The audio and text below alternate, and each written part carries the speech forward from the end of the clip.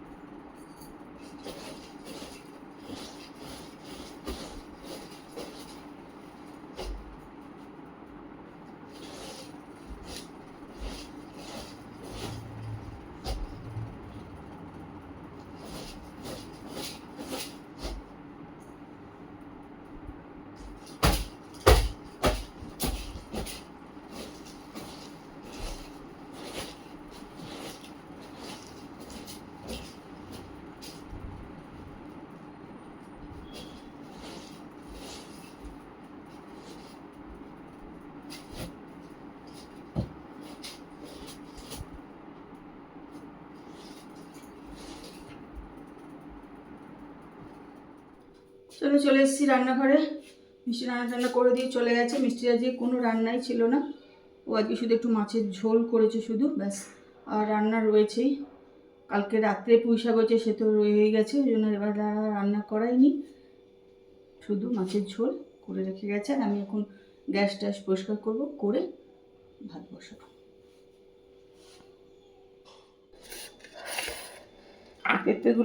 পেঁপেটা একদমই না তো ভালো না, মিষ্টি না, ক্যাচ ক্যাচ করছে, খেতেও ভাল লাগে না, কিন্তু কি করব।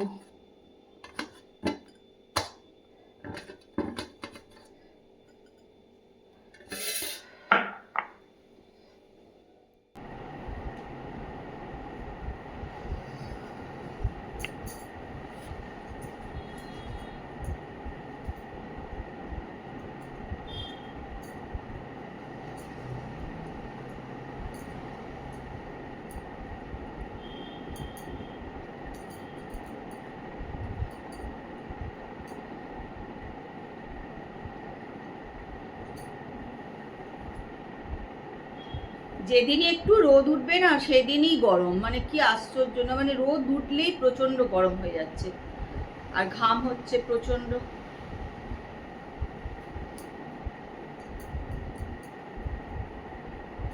আজকেও বৃষ্টি হয়েছে, কিন্তু সকালের দিকে যে বৃষ্টি হয়নি তা নয়, আজকেও কিন্তু বৃষ্টি হয়েছে সকালের দিকে, কিন্তু রোদ উঠলেই ব্যাস প্রচন্ড ঘাম হবে তখন।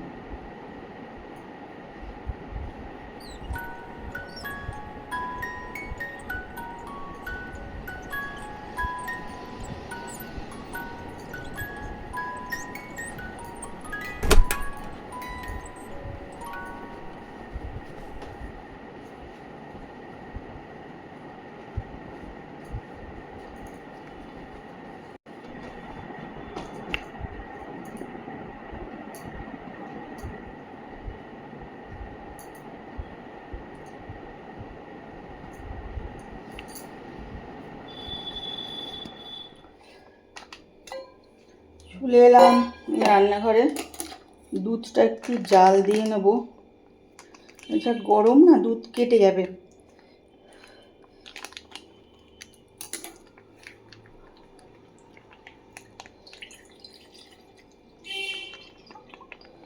এই দুধটা তো আজকাল আর খাই না, দুধ শেষ হয়ে গেছে বলে পাড়ার দোকান থেকে এটাই নিয়ে নিলাম। এখন এটা একটু জাল দিয়ে রেখে দেবো, জানো তো।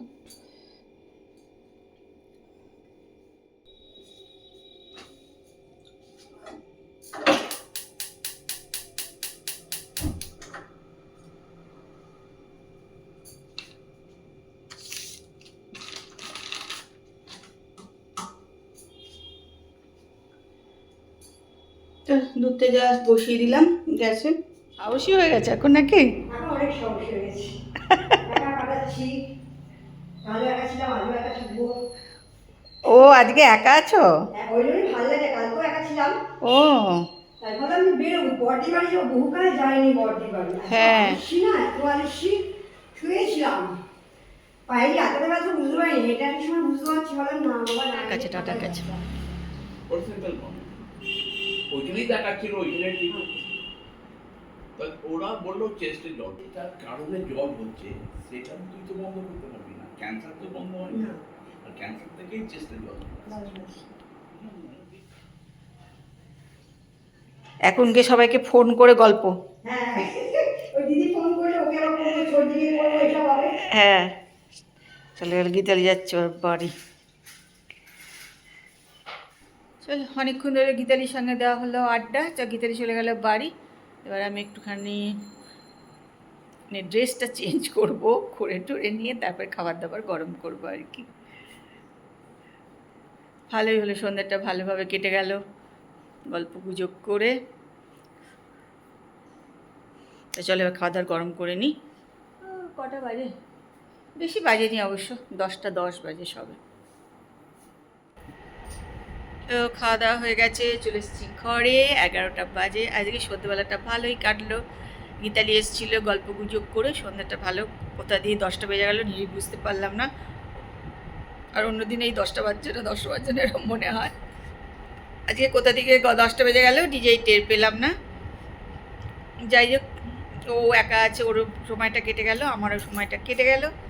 আমাদের এরকম অবশ্য খুব একটা অসুবিধা হয় না, বন্ধুবান্ধবরা ওর বাড়ি যাওয়া আড্ডা দেওয়া হয়তো আমাদের আছেই, সময় আমাদের মোটামুটি ভালোভাবেই কেটে যাচ্ছে। আর এরম যদি কেটে যায় তাহলেই বাবা ভালো, এরম করে যদি কাটিয়ে দিতে পারি তাহলেই ভালো আর কি। যাই হোক চলো, আজকে ব্লগ কিন্তু এখানেই শেষ করছি। কালকে একটা সুন্দর সকালে সুন্দর ব্লগ নিয়ে তোমাদের কাছে চলে আসবো। ততক্ষণ সবাই ভালো থেকো। আর যদি ব্লগটা ভালো লাগে তাহলে একটু লাইক করো, কমেন্ট করো, শেয়ার করো। যারা এখনও সাবস্ক্রাইব করো তারা একটুখানি সাবস্ক্রাইব করো। Good night, tata, bye bye. আর যতই বৃষ্টি হোক যাই হোক, গরম একটু কম নেই, একটু নেই। আর প্রচণ্ড ঘাম হয়ে যাচ্ছে না, যে কী বাজে ওয়েদার, কীভাবে যে ঘাম হচ্ছে, আর এত বাজে লাগে বারবার ঘাম হয়ে গেলে গায়ে বিরক্তি লেগে যায়। টাটা।